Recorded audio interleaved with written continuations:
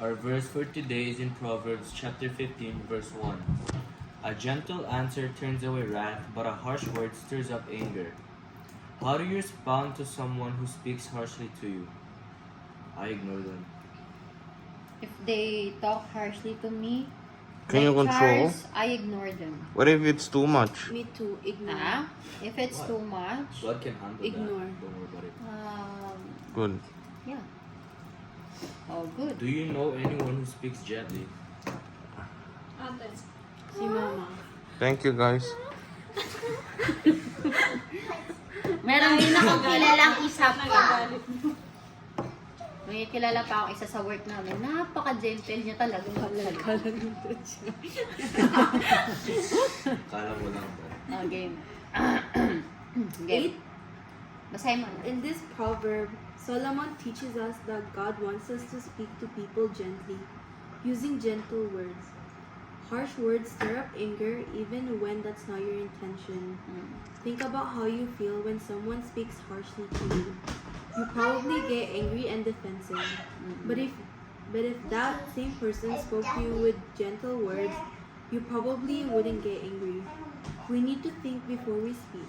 Sometimes we need to pray before we speak and ask God and give us right words to say. Tama.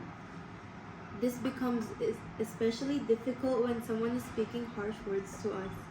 How does God want us to respond? He doesn't want us to fight fire with fire. He wants us to answer with gentle words, which will put out fire. Words will tremendous power, but we don't have to let them get into our trouble. We can use them to honor God. What did you guys get? Think before you speak. Because a gentle word can stop a whole argument. True. Or kung alam mong mali ka, no, nahihimik ka na lang. Or wag mo sasabihin. Hindi, kasi sa relasyon. Pag mainit yung isa, mag-sorry ka na lang agad. Yeah. Or kapag, or minsan, Okay, yeah, just say sorry if you know na mali ka. Tapos, diba? may mga tao kasi na hindi talaga magpapatalo. Kahit, Makokontent.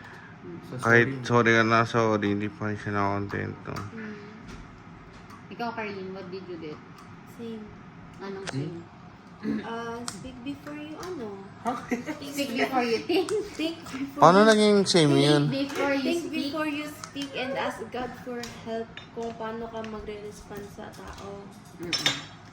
Totoo yan. Kasi alam niyo, sabi ko nga, last time, sobrang... Kasi alam mo yung kapag wala ka namang ginawang masama, and people misunderstood you, misinterpret things na mga nagagawa mo, pero wala ka naman talagang intensyon na manakit ng tao. 'Di ba? Nung panahon na yun, nanginginig na ako. Kasi alam niyo yung kapag ka gusto mong lumaban, pero sabi sa'yo, huwag kang lalaban. Yung parang kinokontra mo yung sarili mo. Ang nangyayari sa akin pag ganun, nanginginig ako. Kasi gusto kong kontrolin yung emosyon ko. Gusto kong kontrolin na tama yung gawin ko. To the point na nanginginig yung katawan ko kasi gustong lumaban ng katawan ko. Diba? Pero I will still choose to do what is good. Yun ang mahirap. And to the point na iiyak mo na lang. Nung time na yun, umiyak ako, sabi ko. Lord, sabi ko, ayoko ng, sabi ko, tawag nito, ikaw na yung bahala sa kanila. Iniiyak ko siya kasi sabi ko, gusto ko lumaban pero ayoko kasi para sa'yo. Yeah. Ganun. Pero ikaw Hayaan na mo lang ang sila. bahala. Parang ganun. Sabi nga ng ng ex-battalion, di ba? Hayaan mo sila. Sa tawag nito, tama yung sinasabi dito na pray kung paano ka magre-react. Kasi katulad nung panahon na yun, gustong-gusto ng katawan kong lumaban. Pero nagpipray ako sa loob-loob ko na Lord, please sana makayanan kong i-contain yung emotions ko. Parang gano'n.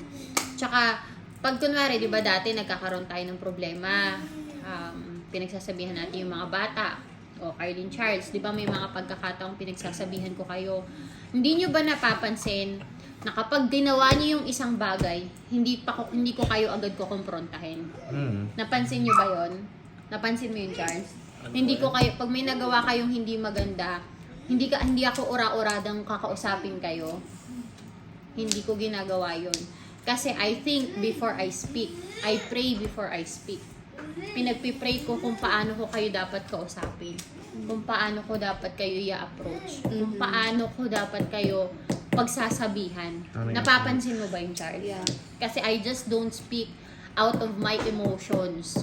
Hindi porkit galit ako is magsasalita ako ng mga masasakit na salita sa inyo.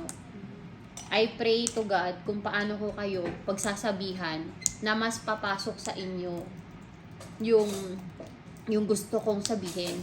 Alam niyo, one time naranasan ko, kay Janjan to eh. Pinagsabihan ko si Janjan dati. Nagagalit ako sa kanya. Kami lang nun dati sa Manila. Tapos tawag nito, alam kong hindi siya makikinig sa akin kapag ka-emosyon ko yung ginamit ko. Ang sabi kasi sa Bible, if you speak lang ng speak, it will just, masakit lang siya sa tenga. Masakit siya sa tenga. Para daw siyang symbols na gano'n ng gano'n.